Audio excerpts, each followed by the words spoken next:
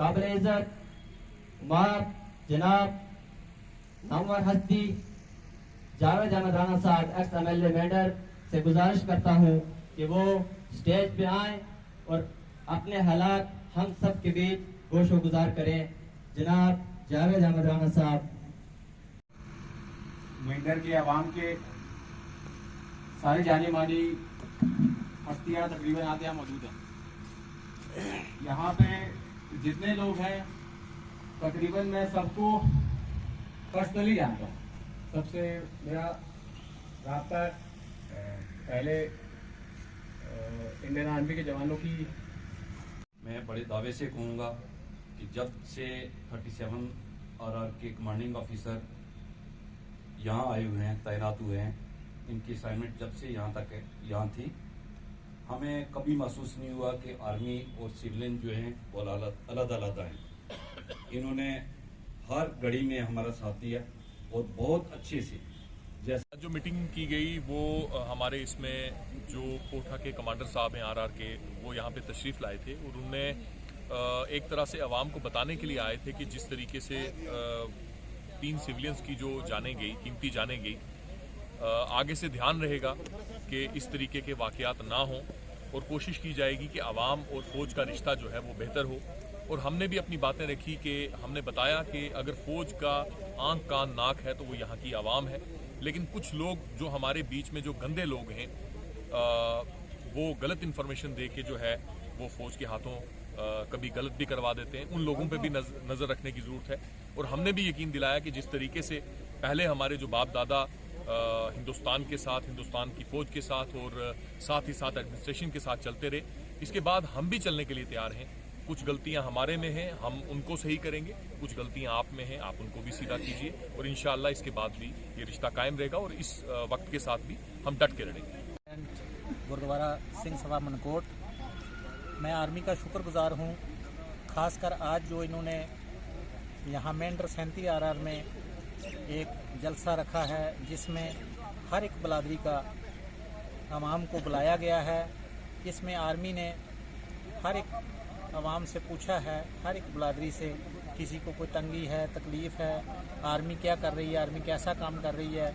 हमने आर्मी का बहुत काम किया, आर्मी बहुत अच्छा काम कर रही है। हमारे बॉर्डर पे हमें कोई भी किसी चीज़ की प्रॉब्लम हो, आर्मी हमारा पूरा सहयोग करती है और आर्मी बहुत अच्छा काम कर रही है। ताकि जय आज जो आर्मी का और पब्लिक, सिविल पब्लिक का मीटिंग हुई है, बड़ी ऐतिहासिक मीटिंग थी। इसमें यही पाया गया है कि आर्मी का और सिविल पॉपुलेशन का कैसा प्यार होना चाहिए। आज हम धन्यवाद करते हैं कमांडर साहब का, जिन्होंने हम सब को बुला करके, हिंदू मुसलमान सिख ईसाई को बुला करके जो ये मीटिंग ली है, इसमें यही पाया गया है कि आज देश को जो है हर आदमी, सिविल पॉपुलेशन की जरूरत है। ये भारतीय जनता पार्टी, भारतीय सरकार जो है ये आर्मी के साथ खड़ी है, हम भी आर्मी के साथ खड़े हैं और यहाँ के लोगों का जो तावन है वो आर्मी के साथ है। हिंदू मुसलमान का भाईचारा है। जो हमारे यहाँ पर ऐसे कुछ मसले हुए हैं, जैसे जड़ाली गली में हुआ, डांगरी के अंदर एक बहुत बड़ा कांड हुआ, जैसे पीर टोपी के अंदर हुआ, वहाँ बफरियाज के अंदर कांड हुआ, ऐसा ना हो ये समझाने की प्रयास किया गया है और आपस से मिलजुल करके आर्मी को जो है पूरी सहायता देने का प्रयास किया गया है। ड्रग्स पर बात हुई है, ड्रग्स के लिए उन्होंने बात की है और बहुत से जो जुराइम है उन पर बात की है। मैं धन्यवाद करता हूं कमांडर साहब का, धन्यवाद करता हूं यहाँ के CO साहब का, जिन्होंने हम सब बुला करके हमारी जो बात सुनी है और की है। जय हिंद, भारत माता की। सिविलियन एक मीटिंग रखी थी, मैं कहूँगा कि एक बड़ी ही फ्रूटफुल मीटिंग रही है। हमने खिताए पीर पंजाल को लेके और आज के माहौल को लेके सब मीटिंग में हमारी डिस्कशन रही और मैं ये समझता हूँ कि हमारा ये मानना है कि हम पहले भी ये बात कहते रहे हैं कि हम एक फैमिली है हमारी, चाहे वो आर्मी हो, सिविलियन हो और सिविलियन इंतज़ामिया हो, तो मिल के ही हम कोई मुश्किल जो है वो उससे मुश्किल से छुटकारा हासिल कर सकते हैं। और सबसे बड़ी बात यह है कि इस बात पे भी जोर दिया गया कि जम्मू कश्मीर में जो नागुफ्ता बे हालात हैं, कोई पॉलिटिकल प्रोसेस नहीं है, अडहाक सिस्टम लेके चला जा रहा है, ये बातें भी डिस्कस हुई हैं। और मैं कहूँगा कि ये जो एक बड़ी बात भी सामने आई, क्योंकि मैं ये कहना चाहूँगा कि ये बात भी सामने आई कि ये जो पार्टीशन हुई, पार्टीशन जो है, जिससे मैं कहूँगा कि पूरे हिंदुस्तान को इसका नुकसान रहा।